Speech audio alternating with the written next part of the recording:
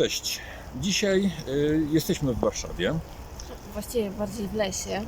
No rzeczywiście, jest tutaj las, ale jest też Warszawa. To jest las w Warszawie. Las Bielański w Warszawie i dzisiaj mamy niestety troszeczkę odwilży, ale jeszcze kilka dni temu to tutaj była ładna zimowa pogoda i ładna droga prowadziła do tego lasu. A raczej do tego miejsca, do którego chcemy dzisiaj pójść i przy okazji Was zabrać. Las Bielański jest rezerwatem przyrody położonym w północnej części Warszawy, w dzielnicy Bielany. Jest on pozostałością dawnej średniowiecznej Puszczy Mazowieckiej. Od XIX wieku las pełnił funkcje rekreacyjne dla mieszkańców Warszawy. W 1916 roku las znalazł się w obszarze miasta. A dzisiaj idziemy. No właśnie, tutaj za plecami jest wejście. Obecnie jest to wjazd na teren UKSW. Ale czy tylko? Zobaczmy dalej. Z jednej strony mamy wejście do Uniwersytetu UKSW, czyli Uniwersytetu Kardynała Stefana Wyszyńskiego. A z drugiej strony mamy obecnie budynek, gdzie mieści się katolickie liceum imienia Archutowskiego. Wcześniej tu było seminarium. Ale nas interesuje kościół, który jest za nami. A jest to kościół pokamedulski. Otóż w 1638 roku król Władysław IV sprowadził tutaj z Krakowa, z Bielan krakowskich, na Bielany warszawskie ojców kamedułów. Ten kościół uchodzi za jedną z najpiękniejszych budowli barokowych w Warszawie. Możemy podziwiać barokową fasadę świątyni. Po obu stronach wejścia, w niszach, znajdują się figury świętych kamedulskich, Benedykta i Romualda, a powyżej herb kongregacji kamedulskiej Monte Corona. Fasadę wieńczy umieszczony w tym panonie herb Rzeczpospolitej Obojga Narodów.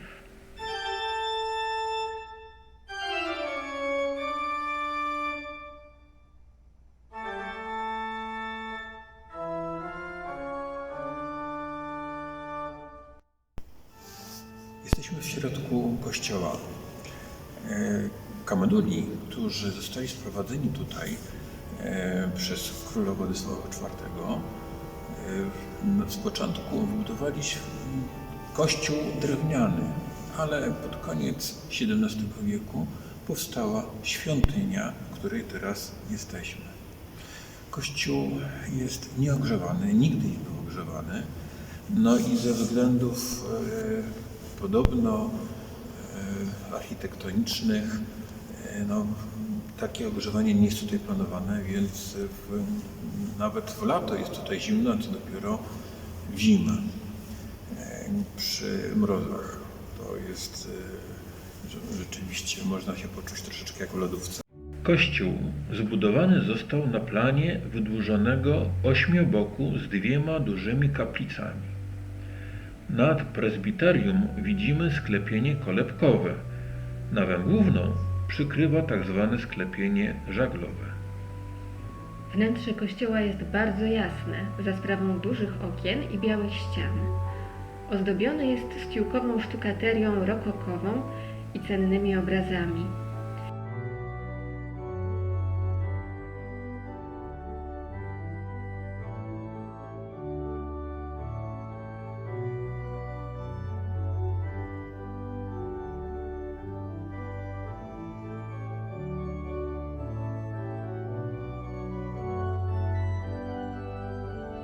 Możemy podziwiać tu charakterystyczne dla baroku pilastry.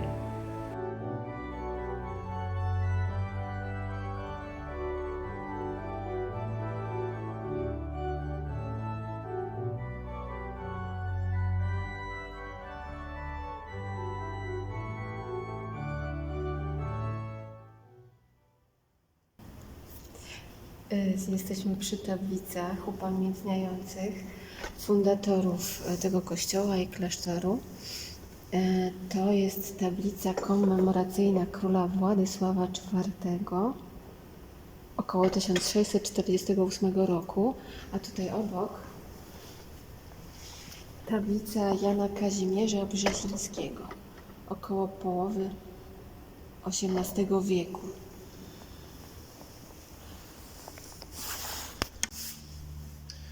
Tu jesteśmy przed tablicą króla Michała Korybuta-Wiśniewieckiego, który był również fundatorem tego zakonu i klasztoru, i kościoła.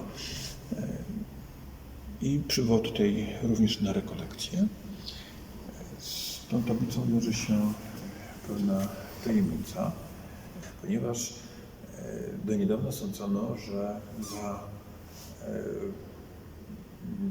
tablicą umieszczono serce króla Michała oraz serce jego matki.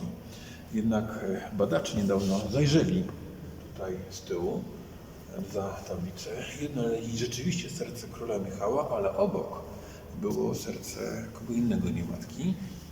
Kto to był? Klara Pacowa. Była to Klara Pacowa, żona kanclerza litewskiego.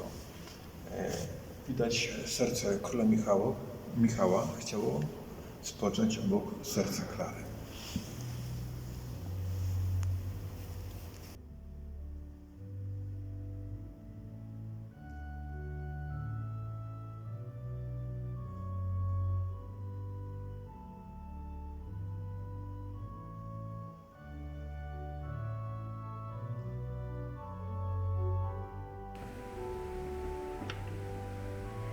W prezbiterium na ścianie obok ołtarza powieszone są stare relikwiarze z relikwiami świętych. Niestety pozostaje tajemnicą, czyje dokładnie są to relikwie, ponieważ nie zachowała się żadna dokumentacja.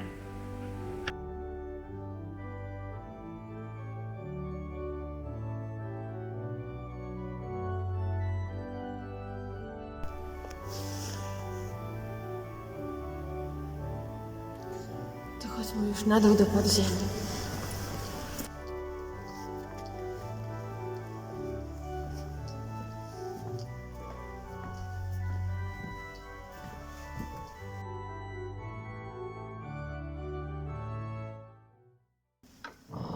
I jakie fajne schodki.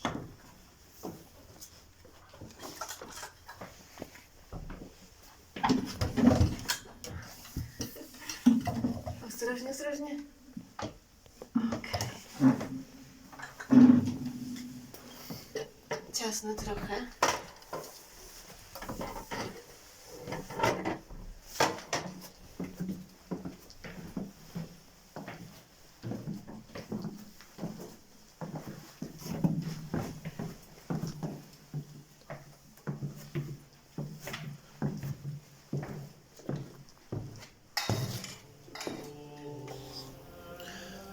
Jesteśmy w Dolnym Kościele, w podziemiach. Tutaj obecnie to często odbywają się różne artystyczne wydarzenia, koncerty, recytacje. Przed nami w tej chwili jest scena, tak? To na tej scenie są koncerty, o których opowiadałeś. Tak. I cały sprzęt muzyczny, czy też dźwiękowy bardziej. Tak, zgadza się. Tutaj Bardzo życie ładnie. kulturalne się toczy. Myślę, że bardzo ciekawy klimat tutaj jest do różnych wydarzeń kulturalnych. Ale kiedyś to tutaj gromadzili się na modlitwach właśnie zakonnicy. Tak w ogóle to był zakon wyposażony też w taką pomieszczenie nazywane infirmaria. A wiesz co to było? No z tego co pamiętam, to taki rodzaj sal szpitalnych po prostu. Tak, takie miejsce, sala szpitalna dla chorych. Oczywiście, a tutaj chcę pokazać takie inne miejsca, bo oprócz miejsc dla żywych i dla chorych były miejsca dla modlitwy, tak jak te, ale tu, gdzie się modlili, było też miejsce, gdzie można było porozmawiać z tymi, co już wcześniej byli i odeszli. Chodź, zobaczymy.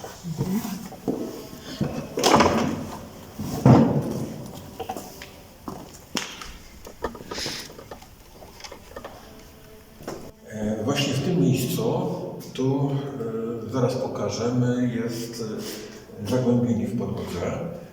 Jak mówią podania, właśnie w tym miejscu gromadzili się zakonnicy, odmawiając swoje modlitwy, psalmy, brewiarze, wszystko, to co razem, bo część modlitw odmawiali razem. A ponieważ jest tu bardzo zimno i nawet teraz jest tu bardzo zimno i wtedy też było bardzo zimno, to żeby oni tak nie marzli, to po prostu się tak tu gromadzili i tak wytuptali. I tuptali, trzymali się blisko siebie, żeby było cieplej. I teraz właśnie podobno to zagłębienie było wytuptane przez zmarzniętych. Tak. Zakonników. Tak jak my trochę w tej chwili. Ale zobaczmy, co jest tu za drzwiami obok. No dobrze, to chodźmy teraz zobaczyć, co jest za tymi drzwiami.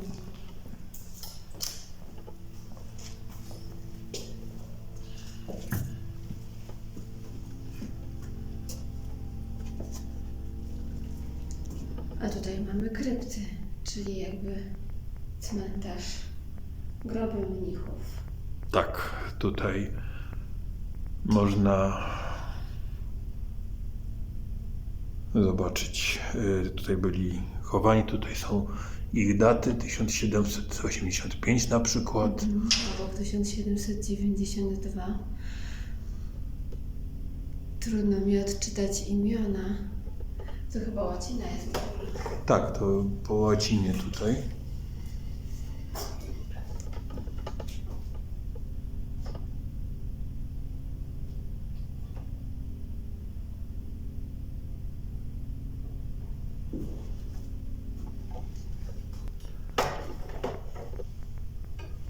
Jest jeszcze podobne drzwi po drugiej stronie.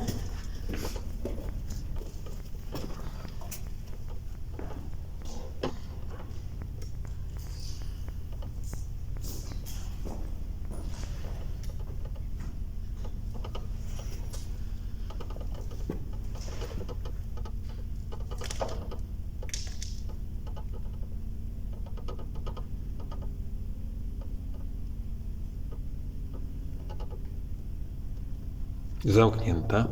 Na drzwiach namalowane trupy czaszki. Tak.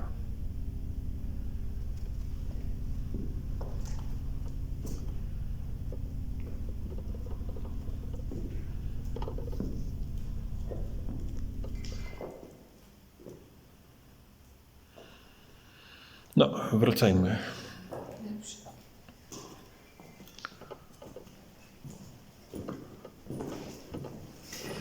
Co tutaj jest za miejsce? Tutaj mamy Powiedz. grób Staszica. Otóż Stanisław Staszic w testamencie sobie zażyczył, że chciałby właśnie przy kościele kamedulskim spocząć.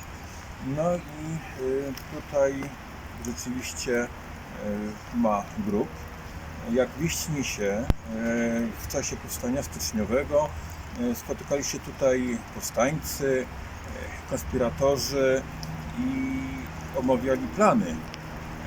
Gdy się o tym władze carskie dowiedziały, to wysyłały tutaj szpiegów po bliskie krzaki, żeby śledziły i podsłuchiwały, co jest tu omawiane. Tak niesie wieść. Natomiast do tej pory, jak widać tutaj, jest pamięć o Stanisławie Staszicu.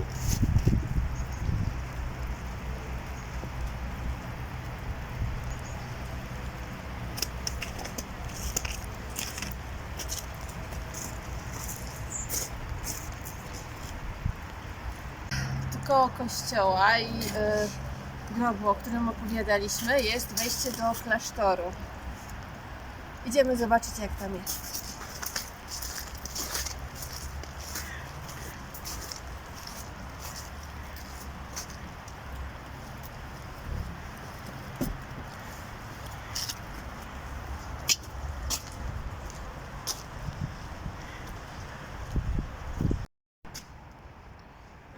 tutaj zaraz za wejściem na teren klasztoru pierwszy domek nazywa się Domkiem Królewskim, dlatego że zatrzymywali się w nim królowie. Mieszkał w nim cały czas opat zakonu, ale gdy przyjeżdżał tutaj król na rekolekcję z wizytacją, to zatrzymywał się w tym domku. Był tutaj podobno I Władysław IV, i Jan III Sobieski, i Michał Koryguty-Wiśniowiecki, ale też, co ciekawostka, był tutaj w 1918 roku Achille Ratti, wizytator watykański, przebywający tutaj na terenie Polski, który po powrocie do Rzymu w 1922 roku został papieżem i przybrał imię Pius XI.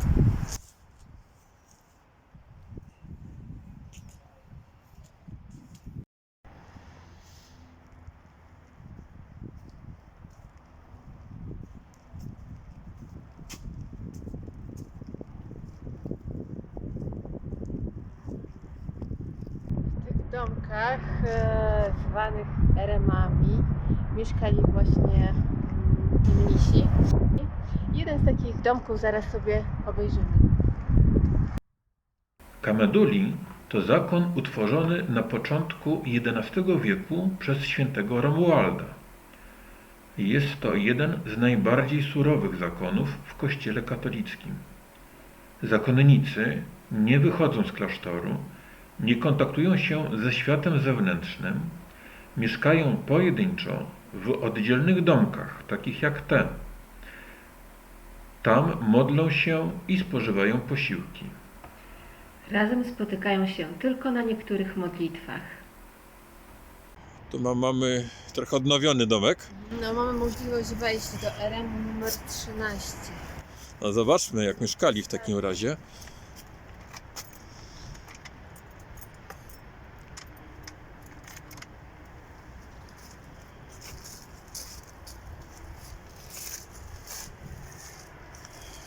Mały ogródek taki własny. O, i taczka nawet. W obecnych czasach ciszy tu nie ma, bo słychać drogę szybkiego ruchu. Tak.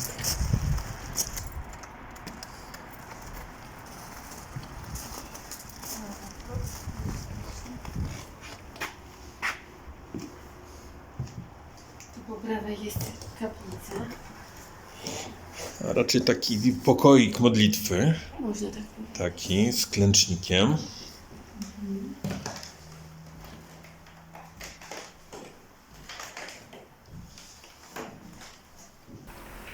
Nie znajdziemy tu przepychu, a jedynie skromne rzeczy potrzebne do codziennego użytku i modlitwy. O, tutaj taki pokój, można by powiedzieć, techniczny z oryginalnymi. Taki gospodarczy. Tak. Jakieś buty, narzędzia. Podobno to są oryginalne przedmioty używane przez właśnie zakonników. A zobaczmy, w jakich butach chodzili. Możesz podnieść jakiś tutaj do światła? Tu taki chodak. Jakby. Tak, taki drewniany. Tak. A tu? O, ciężkie. Ciężkie. Skórzane chyba.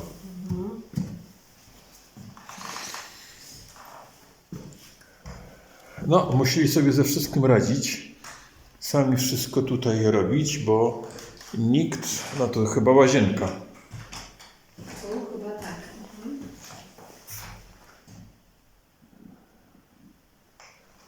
No, tutaj się, to jest wirówka do odwirowywania, raczej wyciskania wypranych ubrań. Wyciskarka taka. Ciekawe, co tu robi waga. No trzeba było pewnie coś ważyć, nie wiem, czy do jedzenia, czy coś, nie wiem.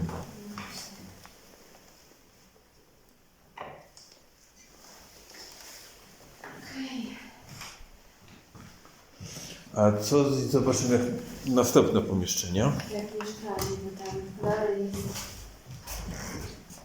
Taki pokój mieszkalny.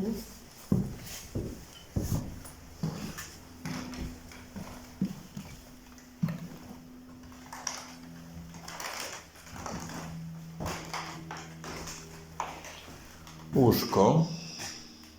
Takie proste.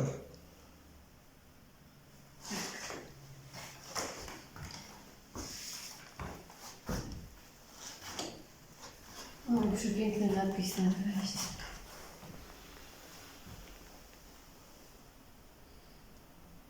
No tak jak mówiłam, w tej chwili to tutaj cisza jest tylko w nas, bo wokół nas już jej nie ma. A tu chyba taka kuchnia. A to chyba taka, coś Kuchnia, nie wiem, łazienka, kuchnia. w rodzaju kuchni.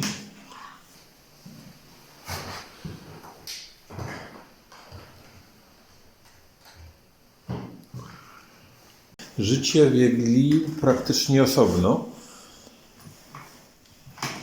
Szafka jest pusta, oprócz jednego kubeczka. Nie ma nic.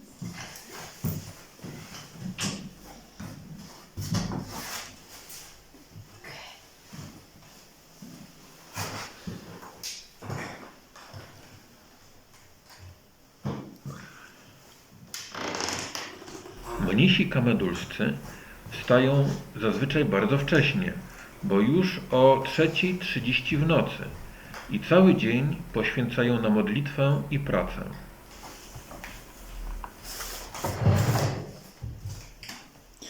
Nawet jest lampa naftowa, jakiej mogli używać. I spójrz na te książki, modlitewniki. Nie wiem, co to jest. Pewnie lepiej ich nie dotykać, bo wyglądają na naprawdę stare.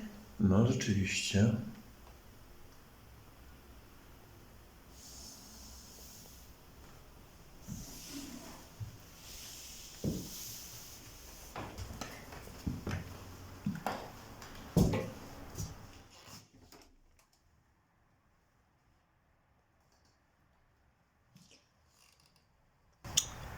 Odpust na Bielanach, 1776 rok.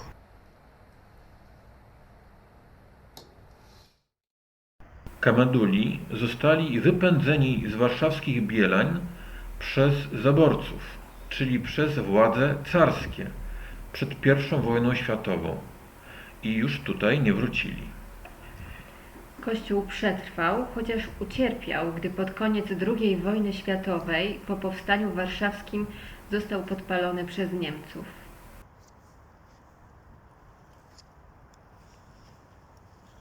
Tu jest z drugiej strony kościoła jest wyjście na zewnątrz, tak? Wyjdźmy. Tu zaraz obejrzymy zegar słoneczny. Otwieram wszystkie drzwi tutaj. Tak. Mów do mnie odwierny. Tak, tutaj jesteśmy na tyłach szopki i Czuć osiołkiem. czuć osiołkiem. A zegar, którą godzinę wskazuje? No kurczę. No jest, nie wiem. Po 16? Nie, niemożliwe. Jest taka godzina? Nie. 20 po którejś jest ustawiona. Mówisz? Chyba nie umiem tego czytać. Dobra, to sobie później spróbujemy przeanalizować. Jesteśmy tutaj w okresie świątecznym, między innymi z tego względu, że tu za mną jest przepiękna naprawdę szopka bożonarodzeniowa. I jest ona też w pewien sposób niezwykła, ponieważ są w niej żywe zwierzęta. A właściwie za nią tak naprawdę. Mhm.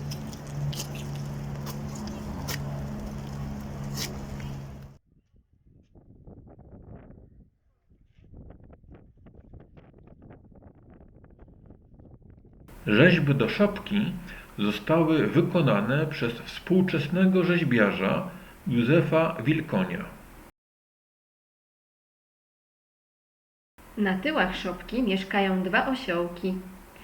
Mają tutaj bardzo dobrą opiekę.